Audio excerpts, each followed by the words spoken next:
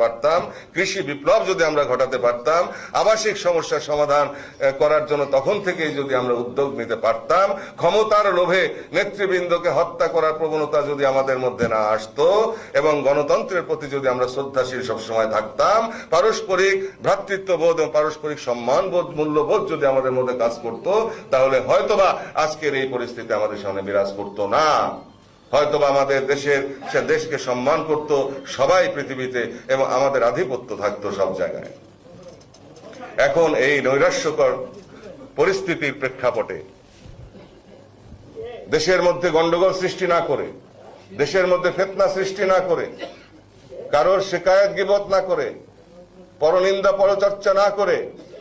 কারোর ভুল ত্রুটি না ধরে আমাদের দরকার এখন শুধরানো,